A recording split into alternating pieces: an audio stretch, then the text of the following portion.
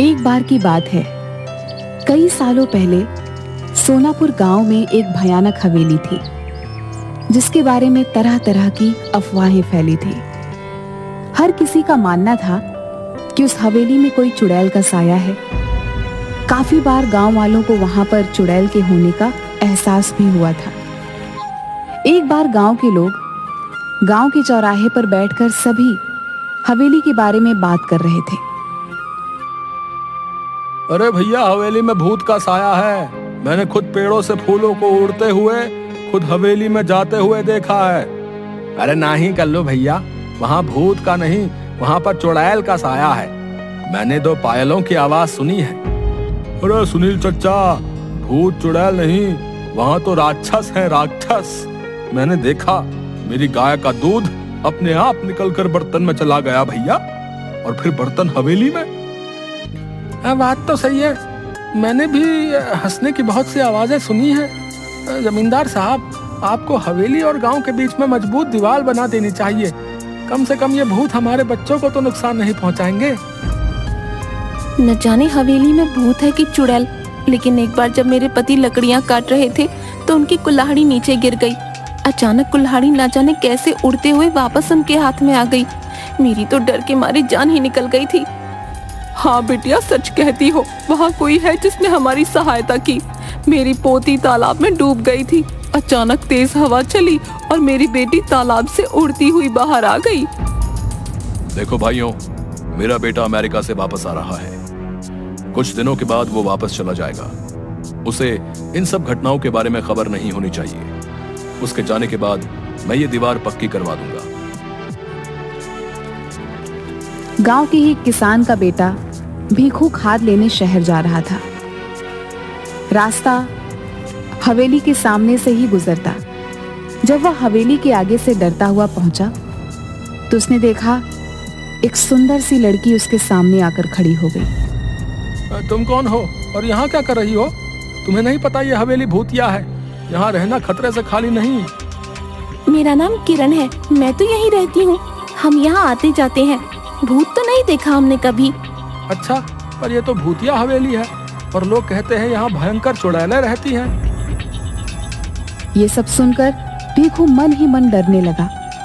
उसके दिमाग में यही चल रहा था कि जो कुछ भी आज तक उसने सुना वो सच है या झूठ। तभी किरण बोली, तुम्हें पता है मैं हवेली में ही रहती हूँ। अब ये क्या कह रही हो? पूरा गांव जानता है कि इस हवेली में भूत चुड़ैल रहती है। तुम चुड़ैल भूत जैसी चीजों पर विश्वास रखते हो? मैं फालतू में ही इतना सोच रहा हूँ। ये लड़की होकर भी नहीं डर रही। ये भूत चुड़ैल मन का वहम है, ये सच्चाई थोड़ी ना है। आओ, तुम्हें मैं अपने बाकी लोगों से मिलवाती हूँ, इससे तुम्हारा डर हमेशा के लिए खत्म हो जाएगा। भीखू किरण के पीछे पीछे चलने लगा कि अचानक उसे जोर का धक्का लगा और वह हवेली की पहाड़ी से नीचे गिर गया। गांव वाले तुरंत दौड़ते हुए भीखू के पास आए और पूछने लगे क्या हुआ। तभी भीखू के मुंह से बस ये शब्द निकले, हवेली, लड़की, किरण, हवेली।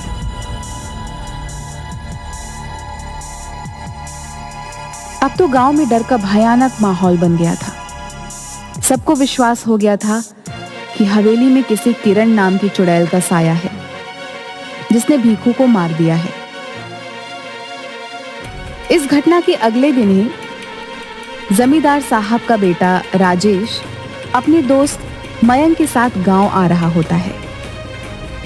हे भगवान, शाम हो गई है, हवेली के आगे से गुजरना होगा।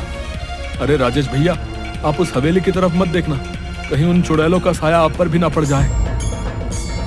अरे राजेश, ये तेरा ड्राइवर क्या कह रहा है? चुड़ैलों का साया?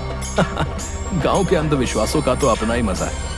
अरे ड्राइवर भैया, आप चुपचाप गाड़ी चलाओ ना, ये सब अंधविश्वास है, हम सब ये नहीं मानते।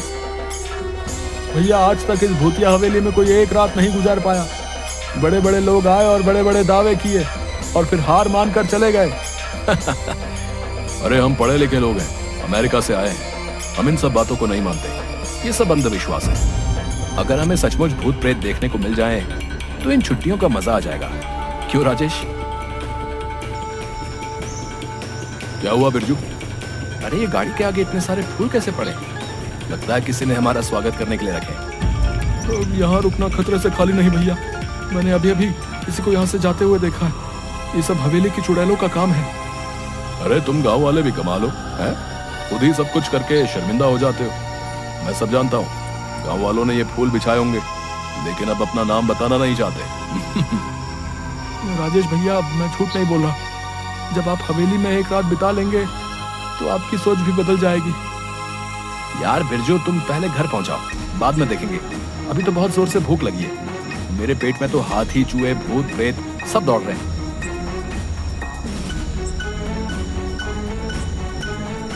कुछ ही देर में दोनों दोस्त घर पहुंच जाते हैं और आराम से सो जाते हैं। अगले दिन जब वह गांव घूमने जाते हैं तो फिर गांव वाले उन्हें हवेली के पास जाने से मना करते हैं। आखिरकार गांव वालों की सोच को बदलने के लिए राजेश और मयंक उस हवेली में एक रात बिताने का फैसला करते हैं। ये मैं क्या सुन रहा हूँ राजेश? तुम हवेली में जाना चाहते हो? अरे तुम्हारा दिमाग तो ठीक है। मैं तुम्हें कभी इसकी आज्ञा नहीं दूंगा। पिताजी, हम अमेरिका से पढ़कर आए हैं। हम ऐसे अंधविश्वासों को नहीं मानते। वैसे भी वो हवेली बहुत पुरानी है। हम उसे हेरिटेज होटल बनाना चाहते हैं। करोड़ों की प्रॉपर्टी है। अरे चाचा जी, हो सकता है इस हवेली में कुछ लोगों ने कब्जा करने के लिए इस तरह की अफवाहें उड़ाई हों। हम हमेशा के लिए इन सब का समाधान कर देंगे। ठीक है, अगर तुम लोग नहीं मानते तो जाओ, लेकिन अपने साथ 2 गार्ड, बंदूक और सुरक्षा का सारा सामान साथ ले जाओ।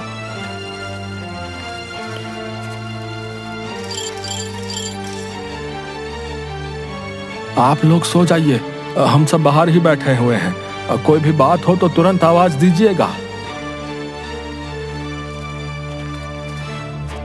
राजेश, उठ यार, ये सब क्या हो रहा है? अबे ये पलंग हवा में कैसे उड़ रहा है? और ये गाने की आवाजें भी आ रही हैं। ये खुशबू, ये तो कमल के फूल की खुशबू है। लेकिन इस पुरानी हवेली में कमल का फूल कहां से आया? इतनी मीठी आवाज तो सिर्फ परियों की हो सकती है, भूत और राक्षस की नहीं। या फिर हम लोगों को डराने के लिए ये किया जा रहा है।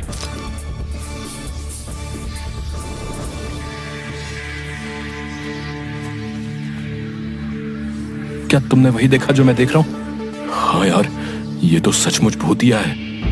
नहीं, हम यूं विश्वास नहीं कर सकते।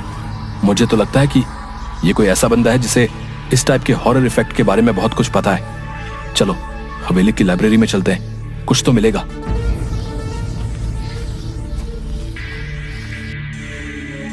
ये किताब दूसरी दुनिया की परियों की है, जो कभी कभी उस दुनिया से इस दुनिया में घूमने आया करती थी। 150 साल पहले यह हवेली उन्हीं परियों का अतिथि गृह हुआ करता था, जहां पर वे अपना समय बिताने आया करती थी। अतिथि गृह क्या होता है? Guest house. यानी कि हम लोग एक परियों के गेस्ट हाउस में हैं। वाह भाई, ये तो कमाल हो गया। मेरा ख्याल है हमें बिना आवाज किए चुपचाप देखना चाहिए कि असलियत क्या है, क्योंकि अभी तक हमें परियां नजर नहीं आई हैं।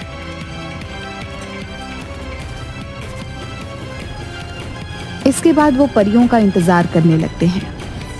तभी अचानक उनके सामने जादुई संगीत बजने लगता है और बहुत सारी परियां सामने प्रकट हो जाती हैं। मैं हुस्न परी हूँ। हमारे घर में आपका स्वागत है मानव मित्रों।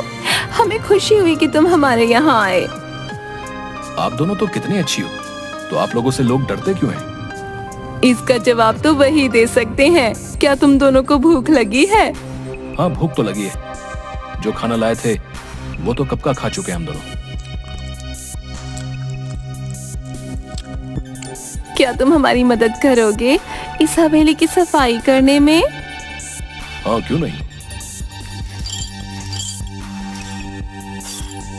आवाज सुन जब गार्ड धीरज और मुन्ना अंदर आता है तो उसे मयंक और राजेश उड़ते हुए दिखाई देते हैं, पर परियां नहीं दिखाई देती।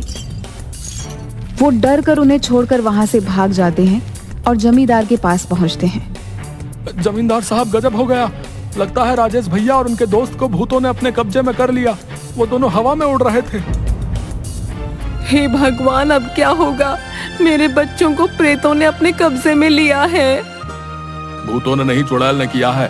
क्योंकि वहां से लड़कियों की आवाजें आ रही थी, वो गाना भी गा रही थी, हमने पायलों की आवाज भी सुनी। सभी गांव वाले बुरी तरीके से डर जाते हैं। मयंक और राजेश अगले दिन जैसे ही सूरज उगता है, उन दोनों परियों को अलविदा कहते हैं। हम पर विश्वास करने के लिए धन्यवाद राजेश और मयंक, लेकिन गांव वाले हम पर भरोसा नहीं करते। इस हवेली से हमारी यादें जुड़ी हैं, इसलिए जब भी मन करता है तो कुछ वक्त बिताने हम यहाँ आ जाते हैं। लेकिन भीखू पर हमला तो सुबह हुआ था। मैं यही बताना चाहती हूँ, भीखू पर हमला हमने नहीं किया। हम तो सिर्फ गांव वालों को शहर से भागकर आए हुए तस्करों से बचाने की कोशिश कर रहे थे, जो सुबह के समय इस हवेली में छुपे रहते हैं और रात को तस्करी के लिए निकल जाते हैं। परियां राजेश और मयंक को बताती हैं, उस दिन जिस दिन पहाड़ी से गिरकर मर गया, उस दिन परी उसकी रक्षा कर रही थी, लेकिन सिर्फ भीखू को ही दिखाई दे रही थी। जब तस्करों ने भीखू को हवेली की तरफ आते हुए देखा तो उन्होंने उसे पीछे से धक्का दे दिया ताकि उनका रहस्य किसी और को न पता चल जाए। तो क्या तस्कर आपको नहीं देख सकते? नहीं, हमें सिर्फ वही देख सकता है जिसके आगे हम अपने आप को खुद दिखाना चाहें। हमने गांव वालों को तस्करों के बारे में बताने की काफी कोशिश की, लेकिन डरपोक गांव वाले हवेली में नहीं आए। आपको परेशान होने की कोई जरूरत नहीं है। आपने हमारे गांव की रक्षा के लिए इतने सालों तक हमारा साथ दिया है। आपकी सच्चाई हम सभी गांव वालों को बताएंगे और हम सभी गांव वालों के साथ अगले हफ्ते दीपावली मनाने यहाँ आएंगे।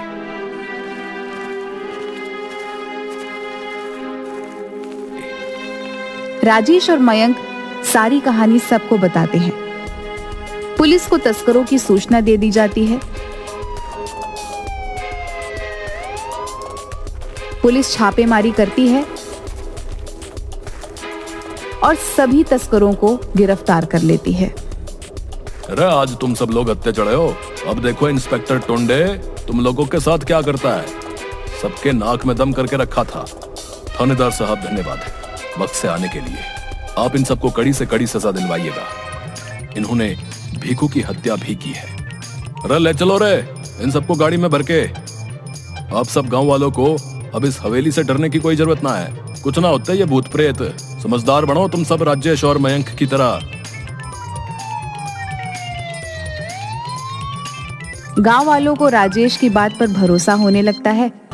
दिवाली के दिन सभी गांव वाले हवेली की तरफ चल देते हैं।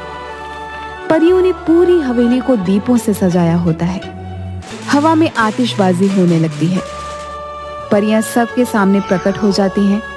परियों को देखकर सभी बहुत खुश होते हैं और उनके साथ मिलकर दिवाली मनाते हैं। इसके बाद सभी हंसी खुशी से गांव में रहने लगते हैं।